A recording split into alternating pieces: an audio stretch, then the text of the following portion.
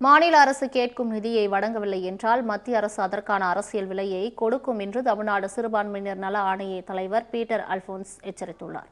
சென்னை ராயப்பேட்டையில் உள்ள சத்தியமூர்த்தி பவனில் கிறிஸ்துமஸ் விழா கொண்டாட்டத்தில் கலந்து கொண்ட ஏழை மக்களுக்கு நலத்திட்ட உதவிகளை வழங்கிய அவர் செய்தியாளர்களுக்கு பேட்டியளித்தார்.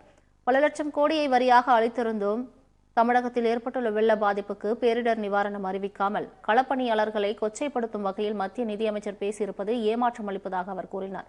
குஜராத், உத்தரகாண்டில் பேரிடருக்கு காட்டும் கரிசனம் ஏன் தமிழகத்திற்கு இல்லை எனவும், தேசிய பேரிடர் நிதி வழங்குவது வழக்கமில்லை என்றால் எதற்காக மத்திய குழு தமிழகத்தை பார்வையிட வேண்டும் என்றும் அவர் கேள்வி எழுப்பினார். தொடர்ந்து பேசிய பீட்டர் அல்போன்ஸ், மாநில அரசு கேட்கும் நிதியை மத்திய அரசு வழங்கவில்லை என்றால் அது தமிழக மக்களுக்கு துரோகம் இழைத்ததாகவே கருதப்படும் என்று குறிப்பிட்ட பீட்டர் அல்போன்ஸ், அதற்கான அரசியல் விலையை மத்திய பாஜக அரசு கொடுத்ததாக தான் வேண்டும் என்று எச்சரித்துள்ளார்.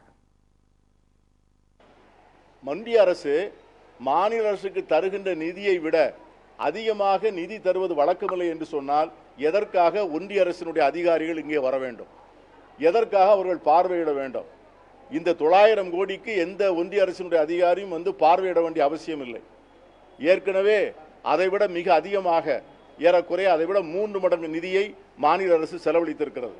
ஆகவே இந்த இக்கட்டான காலகட்டத்திலே ஒன்றிய அரசு மாநில அரசு கேட்கின்ற நிதியை கொடுக்கவில்லை என்று சொன்னால் ஒட்டுமொத்த தமிழக மக்கள் 8 கோடி மக்களுக்கும் இந்த ஒன்றிய அரசு பெரும் துரோகம் அளித்ததாகவே மக்கள் கருதுவார்கள்.